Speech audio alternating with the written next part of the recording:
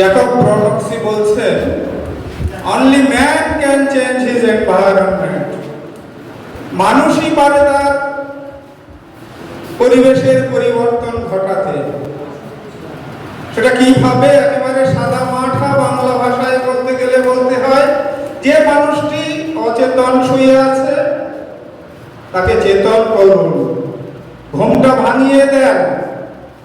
যিনি ঘুমিয়ে আছেন, শুয়ে আছেন, তাকে বসিয়ে দেন, তুলে দেন। আর যিনি বসে আছেন তাকে দাঁড় করিয়ে দেন, যিনি দাঁড়িয়ে আছেন তাকে গতিশীল করে দেন। সেটা কিভাবে করবেন?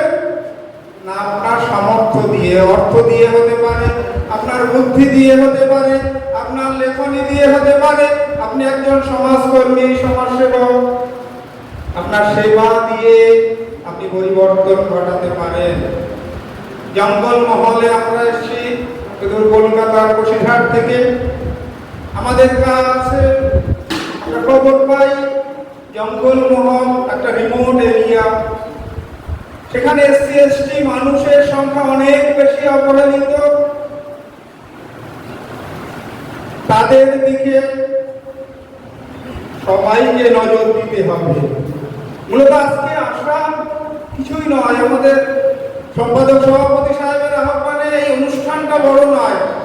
আগামীকাল বলছেন একটা স্কুল, বাচ্চাদের স্কুল, সেখানে 30 জন ছাত্রকে আমরা কিছু তাদের হাতে স্মারক তুলে দেব, তাদের খাদ্যবস্তু তুলে দেবো। আমাকে বললেন, আশাদুল ভাই আপনাকে একটা করে ব্যাগ দিতে হবে। আমি বললাম অবশ্যই, আমার সব কাজ ফেলে চলে যাব।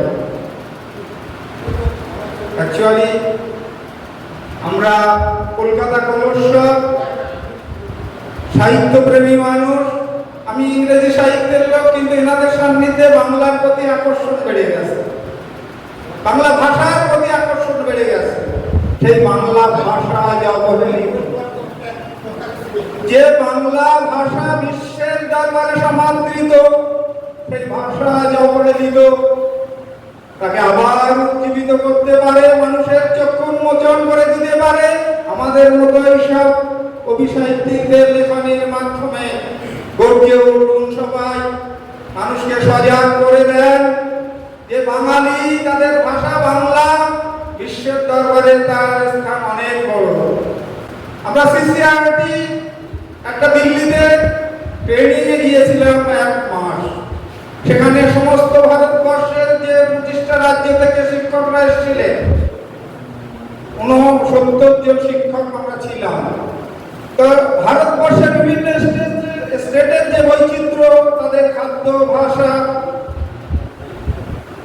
আদার্স যা কিছু বেশভূষা, সে বৈচিত্র্যের উপরে আমাদের সমীক্ষা করতে হয়েছিল।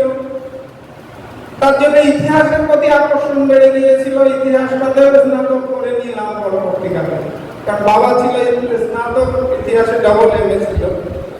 তো যাই হোক, সকলের সান্নিধ্যে এসে গৌরবান্বিত হলাম আজকের এই পরিবেশে।